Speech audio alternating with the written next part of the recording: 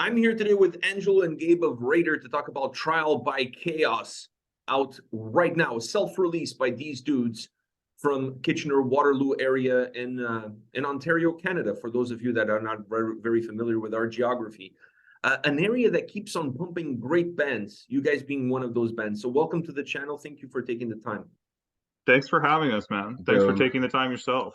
Is there something in the water there in Waterloo, Kitchener, that bands just have that extra push, that extra give? I think it's piss. No, I don't know. The funny thing is that, many of us aren't actually from Kitchener-Waterloo. We just congregated here. Like I myself grew up in like Toronto and Mississauga. Gabe as well, originally from Brazil. Yeah, then he came over and you grew up in Windsor a little bit, right? And then I lived in Windsor before. Yeah. I've been around a little bit, but yeah, we kind of all came around here and started jamming around here. yeah, for different reasons, we all just kind of ended up congregating here and finding people with similar visions. Wow, morbid visions, I would say. So, see what I did there? So, yeah, I saw what you did there. Old school. So let's talk about this record, Trial by Chaos, sophomore album. Did you guys set out to create a very specific record? Did you guys have goals, a vision board, or was the process of building this album and making this album perhaps a little bit more organic? You want to talk about it sonically a little bit first? Yeah, well, there's nothing like specific in terms of that. It was just we're gonna write better songs and then you know what I mean, like do everything better than we did last time, kind of thing, and build upon what we were kind of the sound we're kind of get going there, and then just build upon that basically. So yeah, like our process has been pretty consistent on each of the three releases. Gabe will demo out the drums and the riffs and kind of create the song structure, and then pass it to me to start figuring out how the vocals are going to lay into that. And then we sort of work together and refine that, and then I'll get started on the lyrics, which will kind of fill in the thematic content for the record. So we pretty much did that the same way here. Yeah, I guess you could say it's more organic than having sort of like a super intentional idea about the order of the tracks, right? But we kind of went with it in that way, and I guess sonically Gabe does have a bit more of a vision around that and can speak to that a little bit around how we kind of pieced it together song by song. well, it's yeah, I just kind of tried to incorporate more of a structure, you know what I mean, to these songs compared to last time, kind of thing. But it was just kind of naturally going that way in a way. So it is organic in a lot of senses. Obviously, it's like not a lot of things are like being forced, right? It's just kind of what we're writing. But on the next record, you know what I mean, like we're gonna do the same kind of thing. That's the same vision, right? Like, but maybe even more, maybe like taking a look at also like making a structure of the album, like track listing and stuff like that. Like, you know what I mean, we'll be expanding more and more and kind of thing, try to make a better record. And that's what I wanted to ask you guys next. Like when it comes to the structure of the record, to the design of the record, do you feel like this album, while the songs have obviously a lot of quality on an individual standpoint, the way they're presented as a whole, do you feel that maybe the album becomes a little bit too balanced, that there isn't a chance for a listener to find pockets within the experience of going from first all the way to the last song? It depends on the listener, right? I guess it depends on what you're looking for when you're going into listening to a record, right?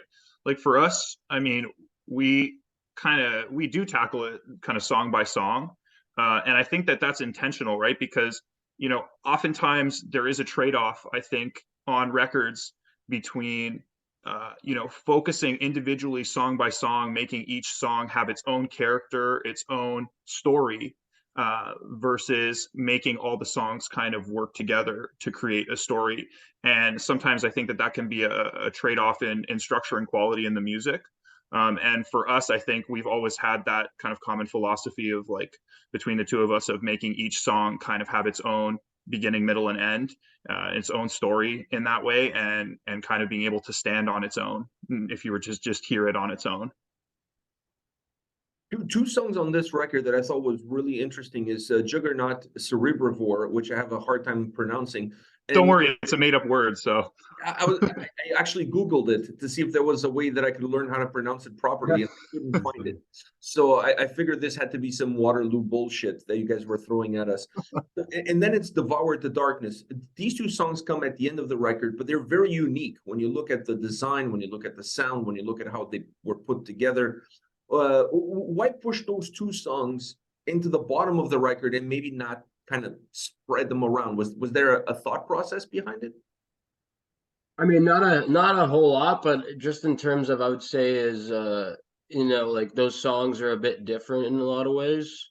So, you know, it just kind of, I think naturally, you know, kind of track listed itself that way for us in a way, just because it's kind of separates a little bit.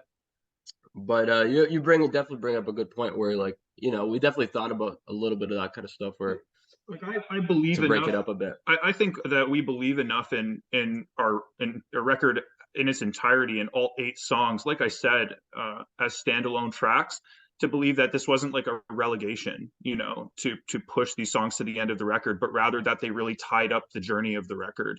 I think in a really unique And way. I didn't mean that they were less than the rest. I didn't mean as a relegation standpoint. I just meant it from being so unique in terms of what they give compared to the rest of the album. Maybe spreading them around would give more of an ebb and flow to the record versus making I would say the first 2/3 of the record super compact, and then have two songs that are very dynamic and different in the bottom end. Not to say that they have least quality. That's not what I'm saying. I'm just saying that they're different in terms of what they offer. Mm-hmm. I suppose it was just at the time when we were choosing our you know our layout, we just felt that that's where they best fit in the journey as we were doing the listen through, right? We did quite a few listen throughs and trying to decide the track order, and that's just what we came to at the time. So you know, I think that this is a situation where unless you have like a concept album, right? Unless you have something that's so concrete from the beginning, you knew the order of what you were going to put things. You know, there's always going to be that wiggle room, right? Where at the end of the day, you choose one thing, and then maybe later on, oh, you know, this would have been cooler to have at a different point in the record, right? Or to take the listener here first and then bring them back, you know, to that like that ferocity kind of thing. Which I definitely hear what you're saying. But yeah, it was just kind of a game day decision, right? And we went for it, and yeah. It's totally fine, man. I'm just giving you my opinion, and you're giving me for your sure. opinion. And We appreciate I don't that. think there's wrong or right. You said it earlier. I think it comes down to the listener and what your expectations and what kind of listener you are coming into the record. I think if you play the record to 10 different people, you're going to get 10 different opinions on track listings or track orders. It's just something for me. I'm super anal about it, and it's one of the things that it becomes really picky because I'm a record listener. I'm not a single listener. You know what I mean? So for me, the record flow becomes a lot more important than just, you know, one song here, one song there. Definitely. I want to ask you guys about the DNA of the band, and you talked a little bit about it already in terms of, you know, growing your sound and growing who you guys are as a band. Does this album start to become closer to what the DNA of the band sound-wise is going to be coming into the future? Yeah, Absolutely. yeah, I would say so for sure. We're only going to build upon that kind of thing, right? So Yeah, no, for there's sure. only more things that we can do at this point, right? Like, you know, you haven't heard too many blast beats, for example, right? You haven't heard you know, certain vocal techniques, right? I mean, there's always going to be more things that we're going to be able to add on and be able to bring into the picture. But just in terms of, you know, my sensation of you know the advancement of the sound and where we've gotten to now, this is really like the first kind of, for me it feels like, you know, this is the first realization of like what we originally set out to capture. I feel like it's a really one of the first kind of, you know, real elements of capturing that DNA. Like it's more refined. Is the DNA of the band and the guitar sound of the band one of the same? In a way, yeah. But I think the way the vocals work with the guitars and stuff like that, and even the drums too, like I think it kind of makes its own thing. But it's definitely like, you know, guitar driven a lot of the time, right? And you know, but some of the vocal stuff, you know, it's not really matching with the guitar as well at some points too. So you know, we play around with that kind of stuff, but it's, yeah, it's definitely guitar driven and drives the way the sound's going to go as well. Like, you know, we're going to add, you know, some different kind of stuff going forward too, like mess around with different kind of things, some harmonies and all that kind of stuff. And, but, yeah, but it's kind of just the way I write. Right? It just it starts out that way, and then, you know, we build around that in a way. Angelo, I never asked you this question. I don't know why when we ever see each other at a show, I've never thought about talking about it, but your vocal performance on this record is outstanding. And I've never asked you about training. Have you done anything? Like, have you taken lessons, or you're like self-taught? I know it's kind of weird to say that, self-taught, when it comes to vocals. Yeah, no, I am self-taught. I've definitely looked to, you know, a lot of resources, right? As, you know, extreme vocals, you know, in the grand scheme of things, right? If you look at, you know, the grand scheme of extreme vocals, it's very, very new, right? So there's not a lot of refined, well understood, scientific based resources to learn how to do it, right? We have a couple of, you know, pop culture kind of iconic resources, like, you know, the Zen of Screaming and things like that, a couple of online coaches who have gained some clout over the past couple of decades with YouTube and things like that. But definitely self-taught, and just trying to, you know, develop a sound that I think, you know, is it has its strengths, it has its unique elements, but also, you know, is kind of authentic to me, right? Like, I'm not trying to necessarily sound like someone else or imitate someone else, but rather just going with what, like, my natural voice sounds like, and trying to find something that also I feel really goes well with the style of the music too, and brings something unique. Because, yeah, like, just with this particular kind of combination, right, of Gabe's kind of melodic guitars, and the way he brings kind of like that mix between old school and then also that that kind of I guess new element of old school death metal, now like the next stage in the evolution of old school death metal, mixed with this kind of, you know, like the crypt keepery, you know, and the guttural kind of elements too. I think it is something unique, and that's something that we strive to do, right? Like, we don't want to just emulate, you know. I think that that's not really, if that's what you want to do, right, all the power to you, but that's not what we're in this game for, right? Like, we're in this to bring something new to the table, so that's what we're striving to do. And along the way, I'm sure we will, you know, do some elements of emulation, right? At the end of the day, you're going to take from the greats, right, and work off of some of that stuff, but that's the goal, I think, for me. There's also only so many notes. Is there something that you currently don't have in your vocal toolbox that you're hoping, or that you want to add, because you would feel like it would fit the band and it would fit the sound of the band so well in the future? Yeah, I definitely want to sound creepier. I'm always striving to sound a little creepier. But something that is huge for me, and that I'm working on maintaining as we kind of experiment with different speeds and different sounds, is definitely maintaining my enunciation and my your ability to understand me. Like, you know, something, I think that lyrics often fall to the wayside in metal. My lyrics are super important to me, and they're a super important part of the band. And I want people to understand what I'm saying. I want people to be able to understand my diction, but also have, again, that performative element, right? I think that that's important. I think that you can strike that balance. And I don't think that having good diction and being well understood as a metal vocalist should necessarily hinder your performance. I think it's actually a strength. When it comes to the guitar sound, Gabe, do you look at Angelo in terms of what he offers vocally, and use that as maybe a little bit of a catalyst on how you're going to design a song, or how you're going to incorporate a cool riff idea that you had into a more elaborate song? Not really.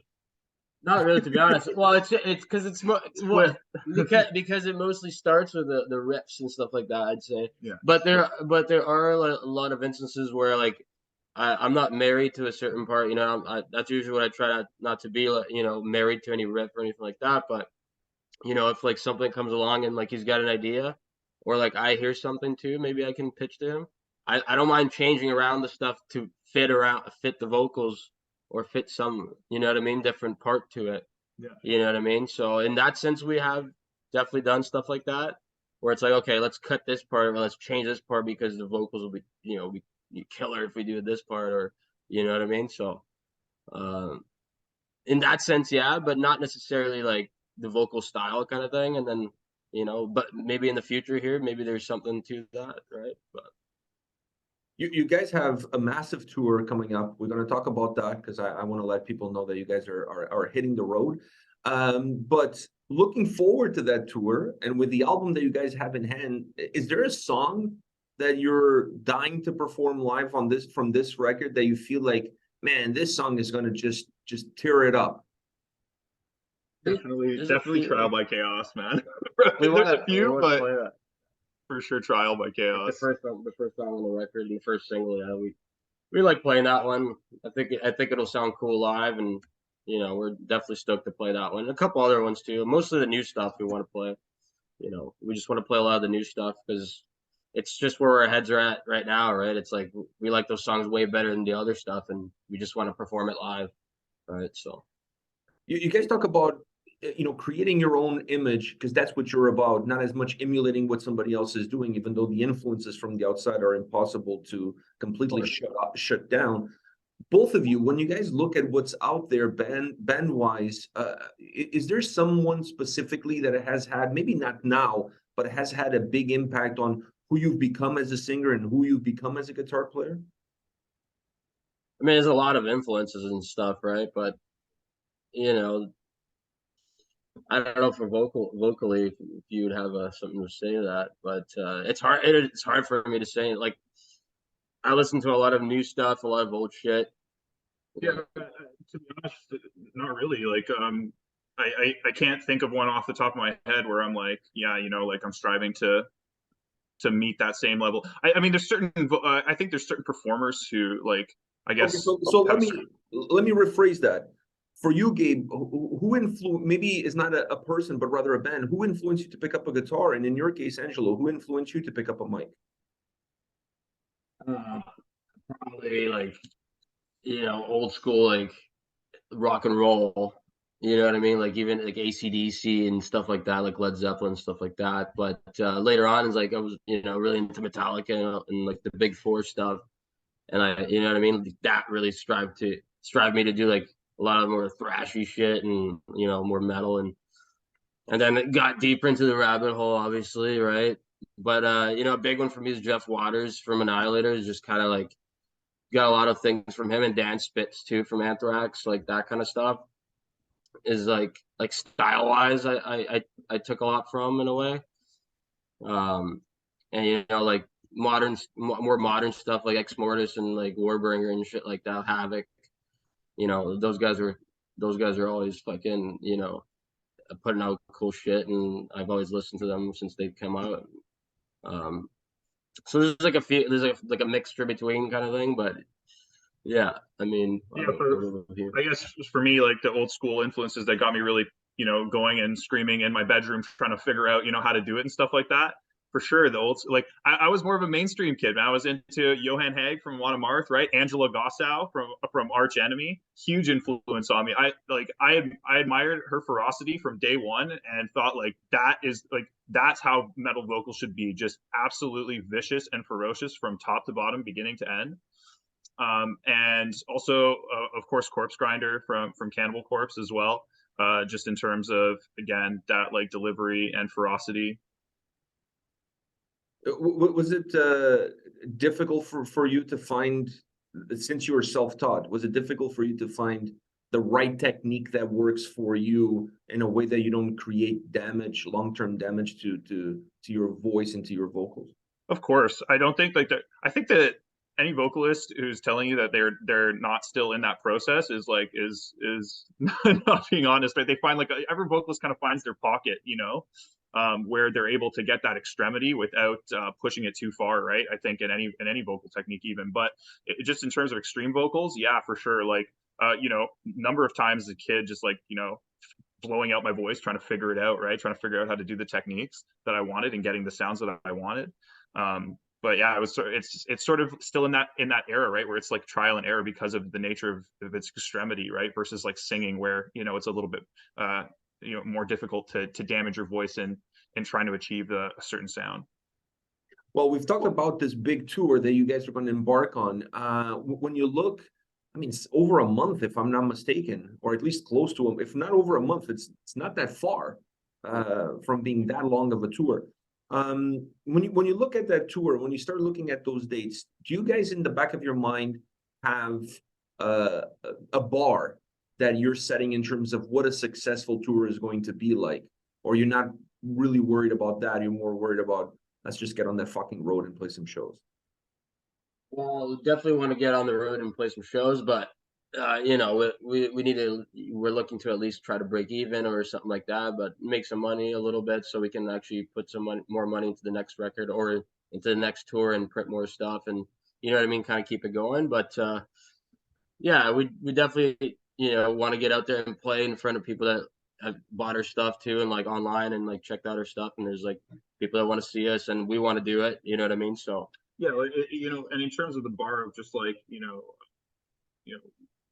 what we're going to get in terms of like turnouts and stuff like that, we're not really worried about that, right? Like this is going to be our first time really hitting the road like this. So, and we have no problem with that. We don't have any expectations other than, we've gained the interest of quite a number of people who want to book us and have us play in their city. And we're going to bring the best energy that we can to each of those cities, and try and get ourselves on the map here.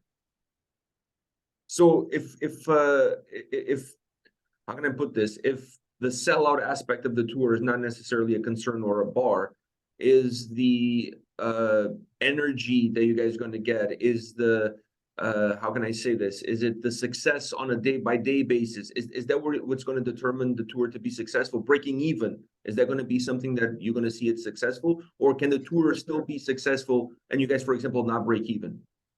The tour will be successful if we go and play all these shows and come home. And we played all these shows. I honestly hope that's you the guys bar. come home. I mean, like, yeah, we make it home alive. That's it. No, honestly, like we haven't really thought about it in that way, Pedro, to be honest with you. Like we don't have this bar of like, a certain amount of success in that thing, right? Like the level of success that we want to get from the tour, we're confident in our performance. We're confident in our abilities. We're confident in our ability to get this thing done.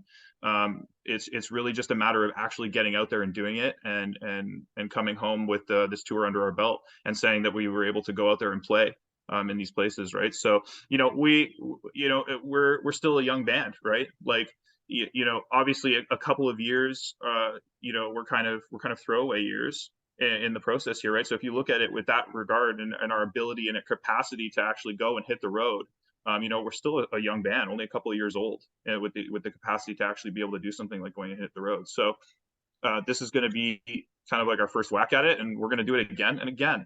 And we're going to keep doing it. We're going to keep taking the opportunities that come our way. And we're hoping that this will open up some more opportunities for us in the future. I think the success of the tour is going to be the experience that you guys are going to get from it. And there's no other way to get experience unless you do it. So it's kind of like a catch-22.